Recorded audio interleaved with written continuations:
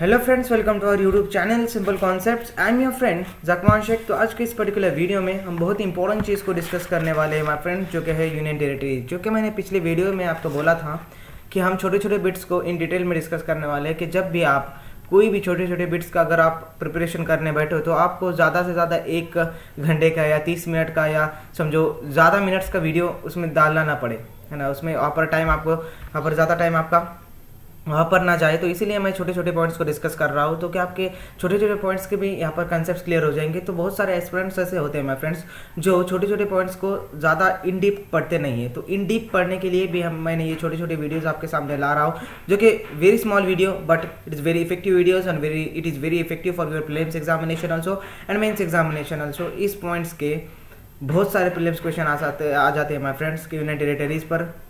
तो हम each and every prelims question को यहाँ पर देखेंगे, किस तरह के प्रीलिम्स क्वेश्चन यहाँ पर आते हैं और यूनियन टेरिटरीज को in detail each and every aspects को यहाँ पर क्लियर करेंगे। तो चलिए शुरू करते हैं माय फ्रेंड्स यूनियन टेरिटरीज। चलिए शुरू करते हैं। तो शुरू करने से पहले अनअकैडमी ने यूपीएससी चैंपियनशिप 2.0 ये free all India mock test series जो कि आपके लिए लाया है, जो कि सिर्फ ये आपका पेपर 1 जीएस पर रहेंगे। मीन्स आपका अगर प्रीलिम्स पेपर 1 जीएस होता है माय फ्रेंड्स, जिसमें आपको जितना भी पोर्शन होता है, जितना भी सिलेबस होता है, तो उतना ही सिलेबस आपको वहाँ पर मिलेगा। और इसकी वजह से आपको पहला फायदा ये होता है कि आपके प्रीलिम्स एग्जामिनेशन का भी परफेक्टली और कॉन्फिडेंटली स्टडी हो जाता है, रियल एग्जाम का एक्सपीरियंस मिल जाता है आपको, और किस तरह से यूपीएससी क्वेश्चन पूछता है, कैसे यूपीएससी क्वेश्चन पूछता है और लॉजिकली कैसे आपको सॉल्व करने हैं, वो इस मॉक टेस्ट के थ्रू भी आपकी वो एक प्रैक्टिस हो जाएंगी। और सिर्फ इतना ही नहीं, you have in chance to meet UPSC CSC 2019 toppers, top Unacademy educators से सीखने को आपको मिल सकता है, और अनअकैडमी सब्सक्रिप्शन स्कॉलरशिप। अभी अनअकैडमी सब्सक्रिप्शन स्कॉलरशिप आपको मिल जाती है। अगर टॉप 5 रैंक्स आप लाते हो माय फ्रेंड्स, तो आपको 6 मंथ का पेड सब्सक्रिप्शन वो भी अनअकैडमी का फ्री ऑफ कॉस्ट मिल रहा है। और अगर आप टॉप 25 रैंक्स लाते हो तो आपको अनअकैडमी का 3 मंथ का पेड सब्सक्रिप्शन वो भी फ्री ऑफ कॉस्ट मिल रहा है माय फ्रेंड्स, जो कि बहुत ही अच्छी अपॉर्चुनिटीज है आपके लिए और बहुत ही बिग प्रॉफिट है आपका इसमें। अगर आप कहीं भी अगर आपको मिलता भी नहीं है यहाँ पर, है ना, तो आपको अगर यहाँ पर समझो यहाँ पर सब्सक्रिप्शन स्कॉलरशिप भी नहीं मिलती है माय फ्रेंड्स, तो आप एज ए रिवीजन टेस्ट यहाँ पर दे सकते हैं। बहुत ही आपको एक्सपीरियंस मिल जाएगा यहाँ पर और बहुत ही आपकी प्रैक्टिस हो जाएंगी प्रीलिम्स एग्जामिनेशन की भी। और इसे एनरोल जरूर कीजिए, जो कि एनरोलमेंट लिंक हमारे डिस्क्रिप्शन में दी गई है। अगर आप एनरोल करते हैं तो ये टेस्ट आपको 27 सितंबर को अवेलेबल होंगी माय फ्रेंड। तो रेडी हो जाइए 27 सितंबर को अनअकैडमी यूपीएससी चैंपियनशिप 2.0, देखिए all India free mock test series है, जो कि पेपर 1 जीएस पर रहेंगे माय फ्रेंड्स। और अगर आप टॉप 50 रैंक्स में भी आते हो माय फ्रेंड्स, तो आपको एक्साइटिंग प्राइजेस भी मिल जाते हैं अनअकैडमी के तरफ से, तो वो भी एक फायदा हो जाता है। तो big opportunities for you, take a chance my friend. और सिर्फ इतना ही नहीं कि आपको पता है कि 10 दिन से भी कम दिन रह चुके हैं, है ना, तो 10 दिन से कम दिन रह चुके हैं अनअकैडमी और यूपीएससी सीएससी प्रीलिम्स को, तो आप अपना यूपीएससी सीएससी प्रीलिम्स का और मेंस का प्रिपरेशन अनअकैडमी के साथ कर सकते हैं, जिसकी वजह से आपको एक ही सब्सक्रिप्शन पर आने के अनलिमिटेड बेनिफिट्स मिल जाते हैं माय फ्रेंड्स। तो कौन से ऐसे बेनिफिट्स आपको मिलते हैं, तो हम एक एक करके डिस्कस करेंगे कि आपको अगर एक सब्सक्रिप्शन लेते हैं आप अनअकैडमी का, तो आपको learn life from comfort of home, unlimited access to all courses, top educator से सीखने को मिलेगा, और एग्जॉस्टिव कवरेज ऑफ सिलेबस भी आपको मिलेगा, रेगुलर डॉट क्लिंग सेशंस आपको मिलेंगे, और लाइव टेस्ट सीरीज, जो कि टेस्ट सीरीज बहुत ही इंपॉर्टेंट पार्ट होता है किसी भी एग्जाम्स के प्रिपरेशन के लिए। तो टेस्ट सीरीज आपका अनअकैडमी लाइव प्रोवाइड कर रहा है माय फ्रेंड्स, और स्टडी मटेरियल वो भी पीडीएफ फॉर्मेट में, विच इज वेरी इंपॉर्टेंट। आप कहीं भी अपना प्रिपरेशन स्टार्ट कर सकते हैं, आपको नोट्स लिखने की या उसे संभालने की कोई जरूरत नहीं रहती। और आंसर राइटिंग सेशंस भी बहुत इंपॉर्टेंट होते हैं माय फ्रेंड किसी भी एग्जाम्स के लिए, और मेंटरशिप एंड गाइडेंस भी आपको मिल जाएगा, नो डाउट अबाउट इट। और सिर्फ इतना ही नहीं माय फ्रेंड कि 100% सिलेबस कवरेज आपको मिल जाएगा, और डेली करंट अफेयर्स जो कि प्रैक्टिस अनअकैडमी आपको कर दे रहा है इस सब्सक्रिप्शन के थ्रू। और आपको मालूम है कि daily current affairs play a vital role, play a major role in any examination, any government examination. सिर्फ यूपीएससी सीएससी की बात नहीं, कि अगर किसी भी गवर्नमेंट एग्जाम्स को अगर आप क्रैक करना चाहते हो, तो आपको करंट अफेयर्स का टॉपिक, आपको करंट अफेयर्स का परफेक्ट आपको क्या करना पड़ेगा, वहाँ पर प्रैक्टिस करना पड़ेगी करंट अफेयर्स की। तो वो डेली करंट अफेयर प्रैक्टिस भी आपको इस सब्सक्रिप्शन के थ्रू मिल जाती है, और ऐसे आंसर राइटिंग प्रैक्टिसेस आपको मिल जाते हैं, परफॉर्मेंस एनालिसिस भी आपको मिल जाता है, और सेक्शनल क्विजेस आपको मिल जाते हैं, और इंटरव्यू प्रिपरेशन, जो कि यूपीएससी प्रिपरेशन से लेकर माय फ्रेंड इंटरव्यू प्रिपरेशन तक each and every points Unacademy will satisfied you through this subscription. तो जल्द से जल्द सब्सक्राइब कीजिए अनअकैडमी के इन कोर्सेज को। और तो ये कोर्सेज 21 सितंबर से शुरू हो गए माय फ्रेंड, जिसमें आपको 3 मेन लैंग्वेज में क्वेश्चन और ये बैचेस सीखने को मिलने वाले हैं, जो कि बिलिंगुअल वर्जन में सीखने को मिलेगा, हिंदी वर्जन में सीखने को मिलेगा, और एक्सपीडिशन वर्जन में भी सीखने को मिलेगा, मीन्स इंग्लिश वर्जन में आपको सीखने को मिलेगा। और एक्सपीडिशन यूपीएससी सीएससी 2022 ये इंग्लिश जेएस बैच कोर्स, तो कि 2 ईयर्स बैच कोर्स भी आपको अवेलेबल है अगर आप सब्सक्राइब करना चाहते हैं इस 2 ईयर्स बैचेस को, जो कि आपको हिंदी वर्जन में भी सीखने को मिलेगा, no doubt about it, by top educators, prelims and main test series with analysis, PDF study material provide होगा आपको इस बैचेस में, और डेडिकेटेड डाउट क्लियरिंग सेशंस भी आपको मिल जाएंगे और इंडोर प्रिपरेशन भी आपको मिल जाएगा। तो ये बैचेस 21 सितंबर से शुरू हो गए माय फ्रेंड्स, तो फायदा उठाइए इन बैचेस का और अनलिमिटेड बेनिफिट्स पाइए।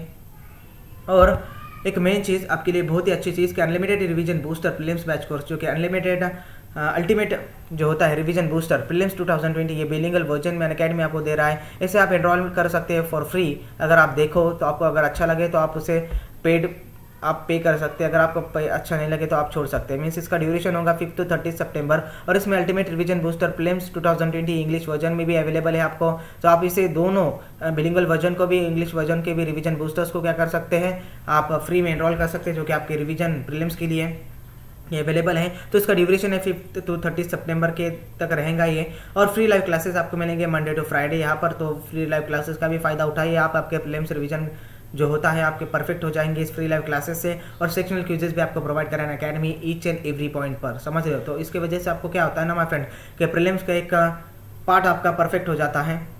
तो इसे एनरोल कर सकते हो आप फ्री में, अगर आपको पसंद आए तो आप आगे बढ़ सकते हो, अगर नहीं आए तो वहाँ पर छोड़ सकते हो। Your chance your way my friend. Now तो आपका प्रीलिम्स के लिए करंट अफेयर्स का टॉपिक एकदम स्ट्रॉन्ग करने के लिए T20 daily current affair test series वो फ्री मैन अकेडमी आपको प्रोवाइड कर रहा है daily 7:30 PM 20 questions 20 minute 40 marks के लिए, और टेस्ट एनालिसिस भी आपको मिल जाएगा, no doubt about it my friends. और ये सबसे मेन चीज़, अगर आप सब्सक्राइब करना चाहते हैं अकेडमी कोर्सेज को, किसी भी मंथ का सब्सक्रिप्शन अगर आप खरीदना चाहते हैं, मीन्स ऑफ 1 मंथ का, 3 मंथ का, 6 मंथ का, 12 मंथ का, 24 मंथ्स का, तो आपको हमारा प्रोमो कोड जरूर यूज़ करना है। हमारा प्रोमो कोड यूज़ करने के बाद आपको 10% इमीडिएटली एक्स्ट्रा ऑफ मिल जाएगा। मीन्स फॉर एग्जांपल अगर आप 24 मंथ्स का सब्सक्रिप्शन खरीदना चाहते हैं अकेडमी का, तो आपको 64,000 पे करने पड़ते हैं माय फ्रेंड्स। अगर आप हमारा प्रोमो कोड यूज़ करते हैं तो आपको 10% इमीडिएटली एक्स्ट्रा ऑफ मिल जाएगा। मीन्स आपका 57,600 रुपीज़ से पे करने पड़ेंगे, which is very beneficial for you, जो कि बहुत ही अच्छी अपॉर्चुनिटीज़ है आपके लिए। तो जल्द से जल्द सब्सक्राइब कीजिए, और सबसे मेन चीज़ आप हमारे टेलीग्राम चैनल को भी ज्वाइन हो सकते हैं। हमारे टेलीग्राम चैनल की लिंक डिस्क्रिप्शन में दी गई है, उसमें आपको PPTs PDF hand written note सब कुछ मिल जाएगा। तो जल्द से जल्द ज्वाइन कीजिए हमारे टेलीग्राम चैनल को भी, और सब्सक्राइब कीजिए अकेडमी के कोर्सेज को, और हमारा प्रोमो कोड जरूर यूज़ करें। तो माय फ्रेंड्स, आज का हमारा टॉपिक है यूनियन टेरिटरीज़, हाँ, जो कि यूनियन टेरिटरीज बहुत ही अपने आप में बहुत ही इंपॉर्टेंट चीज़ हो जाती है। और अब प्रीलिम्स में इस पर इस टॉपिक पर डिपेंड बहुत ही क्वेश्चन आ जाते हैं आपको। तो सबसे पहले आर्टिकल 1 में बोला गया है माय फ्रेंड्स कि India that is Bharat shall be union of states, समझ रहे, इंक्लूडिंग टेरिटरीज। ये आर्टिकल फर्स्ट में अगर आप देखो तो पहली ही लाइन आपको दिखेंगी that India that is Bharat shall be union of states and including territories, which is mention in the first schedule. तो ये बात समझ कर लो माय फ्रेंड्स कि before the commencement of the constitution, और जब इंडिया एज ए यूनियन हुआ, समझ रहे हो, before the commencement of the constitution, जब यूनियन हुआ, तो जब इंडिया में स्टेट्स थे, समझ रहे हो, जब इंडिया में स्टेट्स थे तो उस स्टेट्स को हमने पार्ट में डिवाइड किया था, part A B C D, समझ रहे हो, ये part A B C D में हमने डिवाइड किया था। तो इस पार्ट में D में जो होता है ना माय फ्रेंड्स, इसमें C और D पार्ट्स में ज़्यादा करके अब जो यूनियन टेरिटरीज है वो पार्ट C और D में ज़्यादातर होते थे।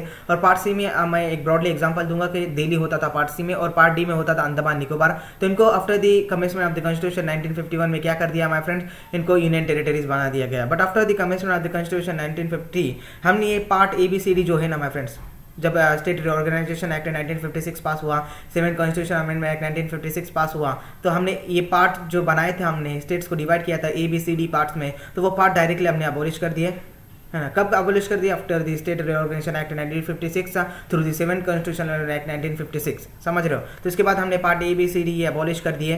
तो हमने क्या किया, 2 स्टेट्स थे, है ना, तो ज़्यादातर स्टेट्स पार्ट C में और पार्ट D में थे माय फ्रेंड्स। जो ज़्यादातर आप यूनियन टेरिटरीज, जैसे कि मैंने आपको बोला कि ज़्यादातर यूनियन टेरिटरीज आप अगर देखोगे तो वहाँ पर पार्ट C और पार्ट D में थे। तो हम पार्ट C और पार्ट D में के ज़्यादातर स्टेट्स को हमने यूनियन टेरिटरीज बना दिया, यूटीज बना दिया। तो ये ध्यान रखना कि before commencement of the constitution हमारे पास स्टेट्स थे, जब हमारी यूनियन हुआ, जब हमें आज़ादी मिली, तो before commencement of the constitution, है ना, जब हमारे पास स्टेट्स था तो हमने उस स्टेट्स को पार्ट्स में डिवाइड किया था A B C D। But after the state reorganisation act 1956 हमने उस स्टेट्स को अबॉलिश कर दिया, और जो भी पार्ट C में और पार्ट D में जो स्टेट्स थे उन्हें हमने डायरेक्टली उससे यूनियन टेरिटरीज बना दिया ज़्यादातर, है ना। तो पार्ट सी में ब्रॉडली एग्जांपल तो दिल्ली होता है और डी में अंडमान निकोबार थे, तो उन्होंने हमने डायरेक्टली क्या कर दिया, यूटीज बना दिया, समझ रहे हो। तो पहले स्टेट्स थे बट बाद में हमने उसे यूटीज बना दिया, including territories, that is India, that is Bharat shall the union of states including territories, समझ रहे हो ना। फिर आगे कॉन्स्टिट्यूशन क्या होता है माय फ्रेंड्स के, तो यहाँ पर बोला गया है कि every union territory shall be administered by the president acting such extent as he thinks fit. समझ रहे हो, इस लाइन को ध्यान से समझ कर लो, बहुत इंपॉर्टेंट है लाइन आपके लिए कि अब यूनियन टेरिटरीज एडमिनिस्टर्ड कौन करता है माय फ्रेंड्स, तो वो प्रेसिडेंट। इन अदर वर्ड्स क्या करते हैं, यूनियन ही करता है, क्योंकि प्रेसिडेंट तो एग्जीक्यूटिव होते हैं बट उन्हें यूनियन ही हैंडल करता है। तो एडमिनिस्टर कौन करता है यूटीज को, अपने अगर after the commissioner of the constitution 1951 तुमने क्या किया, यूटीज बना दिए, part A B C D को एबॉलिश कर दिया और पार्ट सी और पार्ट डी में ज़्यादातर स्टेट्स हमने यूटीज बना दिए, यहाँ तक तो सही है ना। तो इस यूटीज को कौन कंट्रोल करेगा, कौन एडमिनिस्टर करेगा, तो वो होंगे प्रेसिडेंट। इन अदर वर्ड्स हम यूनियन को ही हैंडल करेंगे, ये यूनियन, समझ रहे हो। तो इन यूटीज को यूनियन हैंडल करने हो तो कैसे हैंडल करेगा, एज ही थिंक फिट, समझ रहे हो। अगर आपको प्रेसिडेंट एडमिनिस्टर करेंगे यूनियन टेरिटरीज को, तो कैसे एडमिनिस्टर करेगा, कैसे हैंडल करेगा, तो वो उसे जैसा चाहे वैसे क्या कर सकता है, हैंडल कर सकता है। उसे पूरी कंट्रोल दी जाती है, उसे पूरे पावर्स दिए जाते हैं प्रेसिडेंट को यूनियन टेरिटरीज को कैसे हैंडल करना है, कैसे नहीं करना है, it is totally depend on the president as he thinks fit. जैसे कि आपने देखा आर्टिकल 239 में कॉन्स्टिट्यूशन में लिखा हुआ है, every union territory shall be administered by the president acting such extent as he thinks fit. जैसे वो चाहे आप कंट्रोल कर सकते हैं यूनियन टेरिटरीज को। तो ये एडमिनिस्ट्रेशन किसके थ्रू करेंगे, एडमिनिस्ट्रेशन प्रेसिडेंट, समझ रहे हो कि प्रेसिडेंट के थ्रू हम एडमिनिस्ट्रेशन करेंगे। प्रेसिडेंट के थ्रू यूनियन क्या करेगा, प्रेसिडेंट के थ्रू क्या करेगा, यूनियन टेरिटरीज को क्या करेगा, कंट्रोल करेगा। तो प्रेसिडेंट अपॉइंट करेंगे, तो प्रेसिडेंट किसके थ्रू, डायरेक्टली तो नहीं देख सकते ना, प्रेसिडेंट डायरेक्टली तो नहीं कर सकते प्रेसिडेंट यूनियन टेरिटरीज को हैंडल, तो ये किसके थ्रू करेंगे, प्रेसिडेंट अपॉइंट करेंगे एडमिनिस्ट्रेटर को, समझ रहे। तो उस एडमिनिस्ट्रेटर के थ्रू वो कंट्रोल करेंगे यूनियन टेरिटरीज को। तो ये डिजिग्नेशन भी ये देंगे, तो समझ रहे हो आप, ये साइकिल समझ में आ गई आपकी। अगर आपको क्या करना है कि यूनियन टेरिटरीज एडमिनिस्टर कौन करता है, प्रेसिडेंट करते हैं, तो इन अदर वर्ड्स यूनियन ही यहाँ पर एडमिनिस्टर करता है यूनियन टेरिटरीज को। तो president union territories through president के क्या करता है, यूटीज को हैंडल करता है। बट प्रेसिडेंट किसके थ्रू यूटीज को हैंडल करते हैं, वो करते हैं एडमिनिस्ट्रेटर के थ्रू। वो एडमिनिस्ट्रेटर एक क्या कर सकते हैं, वो एडमिनिस्ट्रेटर अब वहाँ पर चूज कर देते हैं और उस एडमिनिस्ट्रेटर के थ्रू यूटीज को क्या कर सकते हैं, कंट्रोल करते हैं, है ना माय फ्रेंड्स। तो अब जब जो होता है ना, ये जो डिजिग्नेशन होते हैं माय फ्रेंड्स के, अब आगे क्या बोला गया है कि through an administrator to be appointed by him with such designation as he way specify, समझ रहे हो। अब ये क्या होता है ना माय फ्रेंड्स, अब ये जो भी डिजिग्नेशन देंगे, जितने भी डिजिग्नेशन देंगे, अगर आप समझ लो कि किसी भी यूनियन टेरिटरीज का आप देख लो, अगर एडमिनिस्ट्रेटर प्रोवाइड होगा है तो उसे एडमिनिस्ट्रेटर भी कहते हैं, उसे लेफ्टिनेंट गवर्नर भी कहते हैं, उसे डीए भी कहते हैं, समझ रहे। तो आप ये डिजिग्नेशन किसके आधारित पर दे सकते हैं, ये कौन डिसाइड कर सकता है कि दिल्ली के गवर्नर को लेफ्टिनेंट गवर्नर बोलना है, लद्दाख के गवर्नर को लेफ्टिनेंट गवर्नर बोलना है ना, चंडीगढ़ के गवर्नर को एडमिनिस्ट्रेटर बोलना है, तो ये भी कौन डिसाइड करेगा, प्रेसिडेंट ही डिसाइड करेंगे, समझ रहे हो।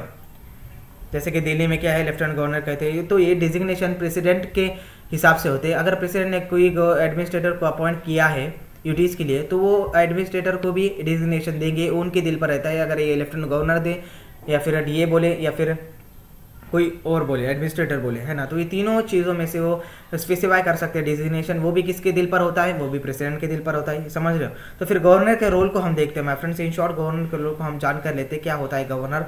तो माय फ्रेंड्स, तो गवर्नर में क्या बोला गया है, अगर आपको गवर्नर को एकदम डीपली समझना होगा तो मैंने प्रीवियस अपना जो वीडियो है वो भी बनाया था गवर्नर के ऊपर, अगर आपने वो देखा नहीं होगा तो जरूर देखें। वहाँ पर अगर आपको गवर्नर को पॉइंट सीखना है तो इंडियन कॉन्स्टिट्यूशन में article 152 to article 163 is totally depend on the governor, समझ रहे हो। Is totally depend on the powers of the governor, features of the governor, जो सब कुछ आपको 152 टू बिटवीन 163 में मिल जाएगा, गवर्नर के क्या फीचर्स होते हैं। तो अब क्या होता है ना, इसमें क्या बोला गया है कि president may appoint the governor a state as the administrator of an adjoining union territory, समझ रहे हो। अब यहाँ आने से पहले समझ रहे हो, हमने गवर्नर में एक और चीज़ देखी थी, क्या, एक गवर्नर जो होता है वो एक स्टेट्स के लिए भी होता है और मोर देन एक स्टेट्स के लिए भी होता है। ये मैंने गवर्नर में भी बहुत ही अच्छी तरह से डिस्कस किया था, आपको मालूम हो जाएगा। अगर आपने गवर्नर डीपली पढ़ा होगा तो आपको लगे यहाँ पर मैट्रिक्स लग जाएंगे, आपको लगे यहाँ पर आपके डाउट्स क्लियर हो जाएंगे। क्या मैंने गवर्नर में आपको बोला था कि एक गवर्नर एक स्टेट्स के लिए भी होता है और एक गवर्नर मोर देन स्टेट्स के लिए भी हो सकता है ना।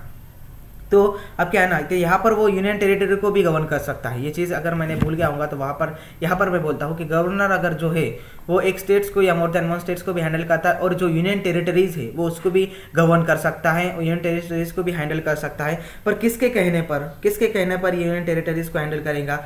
जब प्रेसिडेंट इसे बोलेंगे कि आप आप गवर्नर हो किसी स्टेट्स के या मोर देन वन स्टेट्स के, तो आपको यूटीज भी संभालनी, यूटीज भी गवर्न करनी है, तो वो प्रेसिडेंट के कहने पर क्या करेंगे? उस यूटीज को कंट्रोल करेंगे, उस यूटीज को गवर्नर करेंगे, है ना। तो यहाँ सभी बातें जहाँ पर आती ना, ये सब प्रेसिडेंट के ऊपर ही आती है कि प्रेसिडेंट एडमिनिस्टर करते हैं यूनियन टेरिटरीज को, प्रेसिडेंट अपॉइंट करते हैं गवर्नर को, तो प्रेसिडेंट स्टेट्स के लिए अपॉइंट करते हैं गवर्नर को, या मोर देन स्टेट्स के लिए भी प्रेसिडेंट ही अपॉइंट करते हैं गवर्नर को। ये बात यहाँ तक तो बात क्लियर है। और यूटीज को भी क्या करते हैं? प्रेसिडेंट के कहने पर ही गवर्नर क्या कर सकता है? यूटीज को गवर्न कर सकता है, अदरवाइज नहीं कर सकता।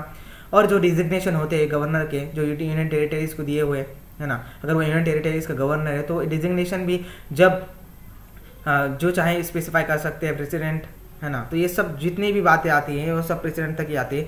पर तो president shall appoint as administrator, तो समझ गए, यहाँ तक समझ गए। प्रेसिडेंट क्या करता है? यूनियन टेरिटरीज को हैंडल करने के लिए एक एडमिनिस्ट्रेटर अपॉइंट करता है। तो एडमिनिस्ट्रेटर को आप एलजी बोल सकते हैं, डीए बोल सकते हैं, या फिर एडमिनिस्ट्रेटर सुद्धा बोल सकते हैं, कुछ भी बोल दिए, है ना। तो ये स्पेसिफाई ये सब दिल पर होता है प्रेसिडेंट के। और वो गवर्नर को भी अपॉइंट कर सकते हैं as a governor to the UT, समझ रहे। तो आप वो गवर्नर को भी अपॉइंट कर सकते हैं कि यूटीज को गवर्नर करने के लिए, यूनियन टेरिटरीज को गवर्न करने के लिए। तो फिर रीजंस क्या होते हैं माय फ्रेंड्स इसके, है ना।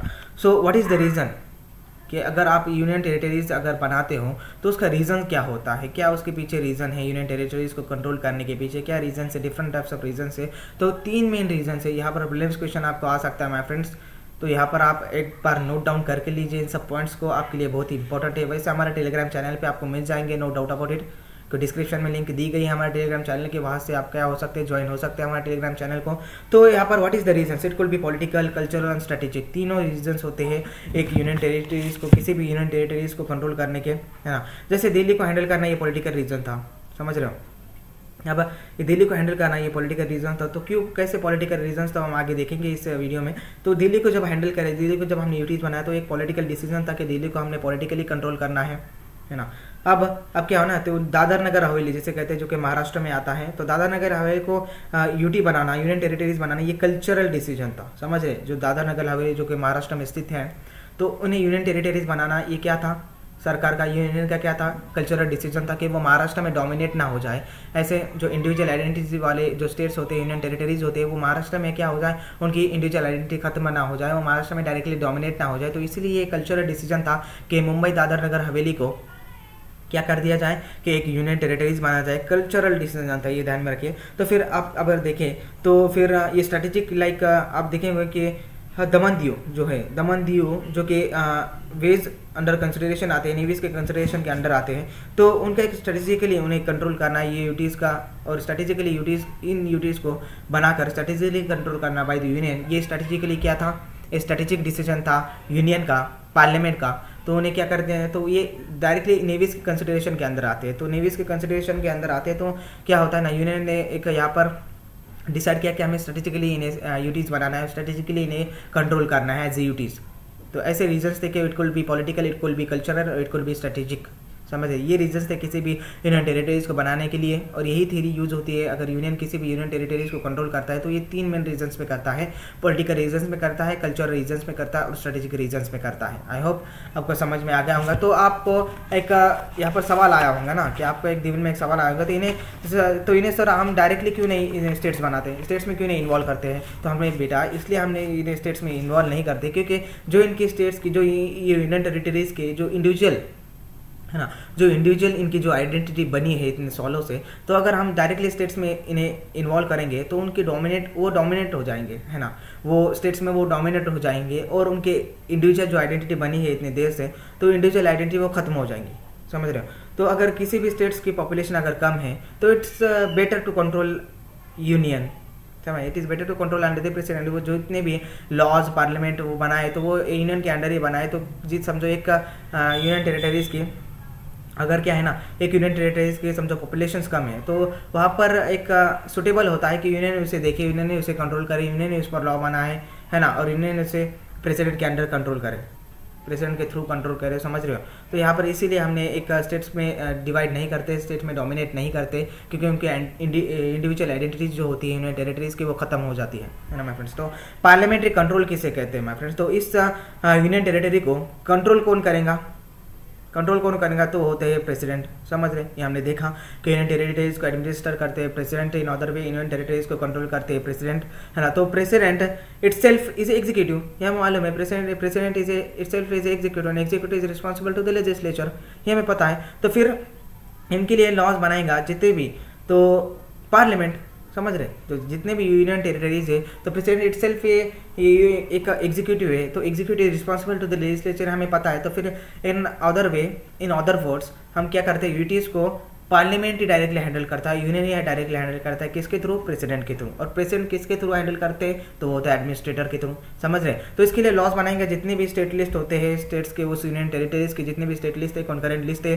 तो उन सब के लिए पार्लियामेंट लॉ बनाएगा। तो आपके दिल में पुदुचेरी का सवाल आएगा, है ना माय फ्रेंड्स, के पुदुचेरी को सर, तो पुदुचेरी में वहाँ पर तो स्टेट लिस्ट खुद बनाता है, पुदुचेरी का यूनियन टेरिटरीज है, बट वहाँ पर क्या होता है ना, स्टेट लिस्ट वो पुदुचेरी खुद बनाता है। तो आप ऐसे कैसे बोल रहे हो कि यूनियन टेरिटरीज के पार्लियामेंट ही स्टेट लिस्ट बनाएगा, कॉन्करेंट लिस्ट बनाएगा। तो माय फ्रेंड, इस पुदुचेरी को लिए हमने government of union territory act 1963 पास किया था। तो इस government of union territory act 1963 के तो हमने पुदुचेरी को लेजिस्लेटिव असेंबली दी थी और उन्हें कहा था कि आप अपनी स्टेट लिस्ट बना सकते हो। तो इसके पुदुचेरी के लिए हमने स्पेशल एक्ट को पास किया था, तो वो था government of union territory act 1963, समझ रहे हो। तो इसलिए हमने पुदुचेरी को एक पावर्स दिए थे कि आप अपने स्टेट लिस्ट यूटीज हो ना, तो आप अपने स्टेट लिस्ट बना सकते हो, हम आपकी स्टेट लिस्ट में इंटरफेयर नहीं करेंगे, पार्लियामेंट आपकी स्टेट लिस्ट में इंटरफेयर नहीं करेगा। तो उसके लिए हमने एक नया लॉ बनाया था, नया एक्ट पास किया था 1963 में, that is government of union territory act 1963। I hope your picture is getting clear, आपके कंसेप्ट यहाँ पर क्लियर हो गए होंगे।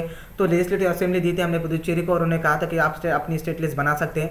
तो दिल्ली भी क्या हो गया ना, इस इंतजार में बैठा कि हमें भी यहाँ पर यूनियन क्या देंगे, हमें भी यहाँ पर पावर्स देंगे यूनियन कि आप अपनी स्टेट लिस्ट बना सकते हैं, बट ऐसा हुआ नहीं, समझ रहे। दिल्ली को हमने अभी भी यूटी ही रखा और उसे दिल्ली को हमने लेजिस्लेटिव असेंबली अभी तक नहीं दी, समझ रहे हो। तो दिल्ली ये इंतजार में था कि मुझ तक आएंगे और मुझे भी ये पावर्स देंगे कि आप अपनी स्टेट लिस्ट बना सकते हो। तो नहीं, मुझे भी ये government of union territory act 1963 के अंदर पावर्स देंगे कि आप अपनी स्टेट लिस्ट बना सकते हो, आप यूटी से ऊपर आपके लेजिस्लेटिव असेंबली मिल जाएंगी। तो ऐसा नहीं हुआ, दिल्ली इंतजार में ही रह गया और दिल्ली को ये पावर्स दिया नहीं गया पार्लियामेंट के थ्रू। तो उसके कई सारे रीजंस है माय फ्रेंड के अगर, तो ये स्टोरी यहाँ पर भी ख़त्म नहीं हुई, ये स्टोरी चलती रही। फिर दिल्ली क्या करते हैं, दिल्ली के जो काउंसिल्स थे, स्टेट काउंसिल्स, तो वो भी एक विरोध करते रहे कि हमें चाहिए कि लेजिस्लेटिव असेंबली चाहिए। तो बट ये स्टोरी यहाँ पर खत्म नहीं हुई। तो 61st कॉन्स्टिट्यूशन अमेंडमेंट एक्ट 1991 जब पास हुआ माय फ्रेंड्स, तब बालकृष्ण कमेटी, तो आपको अगर इस डेप्थ में सीखना होगा इस यूनिवर्सिटी ऑफ दिल्ली को, है ना, दिल्ली की लेजिस्लेटिव असेंबली कैसी बनी, इस सब को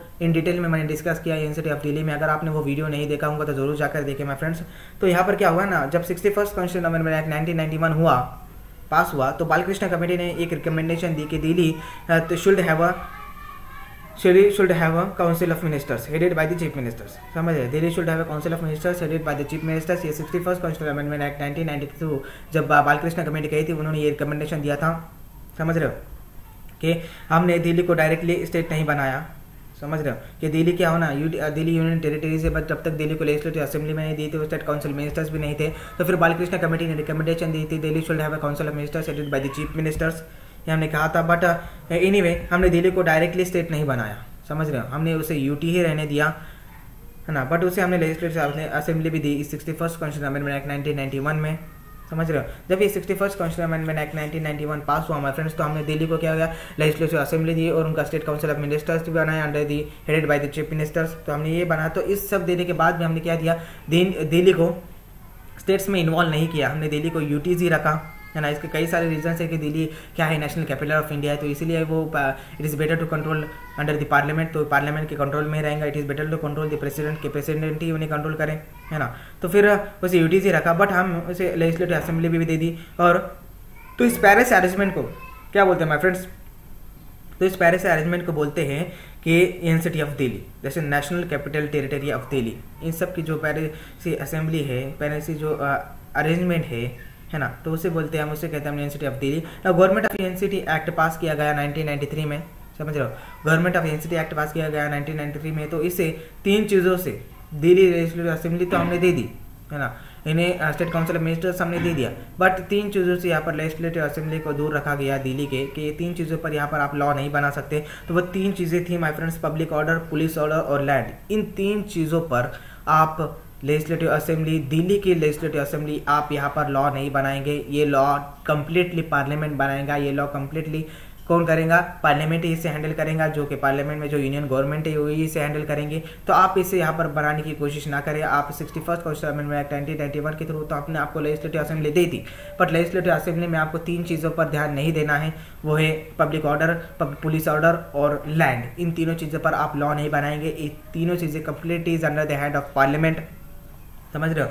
तो पुदुचेरी जो स्टेट लिस्ट थी, है ना, वो सब डिस्कस कर सकता था, जो कि हमने पुदुचेरी में गवर्नमेंट ऑफ जो एक्ट पास गया था, गवर्नमेंट ऑफ यूटी एक्ट 1963 के तहत, तो पुदुचेरी में हमने स्टेट लिस्ट तो डायरेक्टली उनके हाथ में दे दी थी। वो पब्लिक ऑर्डर, पुलिस ऑर्डर और लैंड, इन सब को डिस्कस कर सकता था, बट हमने दिल्ली को पब्लिक ऑर्डर, पुलिस ऑर्डर और जो लैंड, है ना, ये जो इश्यूज़ है वो इश्यूज़ पर लॉ नहीं बनाएगा दिल्ली, है ना। ये चीज़ से हमने दूर रखा दिल्ली को। तो फिर वो क्या है ना, जो दिल्ली की स्टेट लिस्ट होती है उसमें एंट्री नंबर 1, एंट्री नंबर 2 और एंट्री नंबर 18 पर पार्लियामेंट लॉ बनाएगा दिल्ली। आप लेजिस्लेटिव असेंबली यहाँ पर लॉ नहीं बनाएंगे, समझ रहे हो। तो ये होता है यूनिवर्सिटी ऑफ दिल्ली। इस पैरे से अरेंजमेंट को कहते हैं यूनिवर्सिटी ऑफ दिल्ली। अगर आपको डीप में सीखना होगा तो मेरे यूनिवर्सिटी ऑफ दिल्ली का वीडियो जरूर देखें।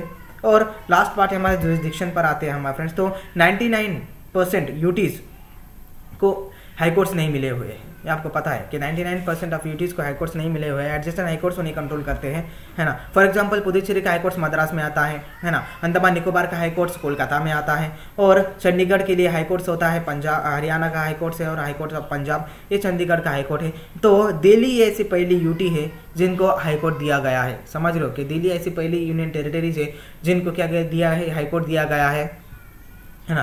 But due to large population, क्योंकि वहाँ की पॉपुलेशन भी ज़्यादा थी as compare to other union territories, कि दिल्ली की पॉपुलेशन ज़्यादा थी, तो यहाँ पर भी रिकमेंडेशन दिए गए कि दिल्ली को हाईकोर्ट चाहिए। तो दिल्ली को हाईकोर्ट दिया गया। तो दिल्ली ऐसी पहले यूनियन टेरिटरीज जिनको हाईकोर्ट दिया गया my friends, due to large population, इसके पीछे का रीज़न था। बट दिल्ली की हाईकोर्ट होने के कारण भी, है ना, हाईकोर्ट होने के कारण भी हम एडजेसेंट हाईकोर्ट जो होते हैं वो जुरिडिक्शन करते हैं, वो अंडर द एडजेसेंट हाईकोर्ट में रहते हैं। अगर चाहे आपके दिल्ली में हाईकोर्ट हो, दिल्ली यूनियन टेरिटरी, यूनियन ने आपको हाईकोर्ट दिया हो, है ना, तभी आप किसके नीचे रहते हैं, आप एडजेसेंट हाईकोर्ट के नीचे रहते हैं जुरिडिक्शन के लिए। सब अगर हाईकोर्ट भी रहा तो सब निर्णय कौन लेता है, सब डिसीजन कौन लेता है, वो लेता है एडजेसेंट हाईकोर्ट ऑफ दिल्ली, जैसे जुरिडिक्शन सब कहते हैं, सब जुडिशरी पावर सब हैंडल करता है एडजेसेंट हाईकोर्ट। सब जुडिशरी पावर्स एडजेसेंट हाईकोर्ट को दिए हुए होते हैं, है माय फ्रेंड्स। तो ये था हमारा प्यारा सा लेक्चर यूनियन टेरिटरीज। अगर आपको ये वीडियो पसंद आएगा जरूर लाइक करें, सब्सक्राइब करें और शेयर करें हमारे वीडियो को। और माय फ्रेंड्स जरूर सब्सक्राइब करें अनअकैडमी के कोर्सेज को, और अनलिमिटेड बेनिफिट्स होता है। और हमारा प्रोमो कोड जरूर यूज़ करें, जिसकी वजह से आपको 10% इमीडिएटली डिस्काउंट मिल सकता है। और तीसरी मेन चीज़ माय फ्रेंड, कि आप हमारा टेलीग्राम चैनल जरूर ज्वाइन कर सकते हैं। हमारे टेलीग्राम चैनल में आपको PPTs, PDF, हैंड नोट सब कुछ मिल जाएगा, no doubt about it, my friends. तो हम फिर से मिलेंगे अगले वीडियो में, तब तक के लिए stay home, stay safe. Thank you friends, thank you very much.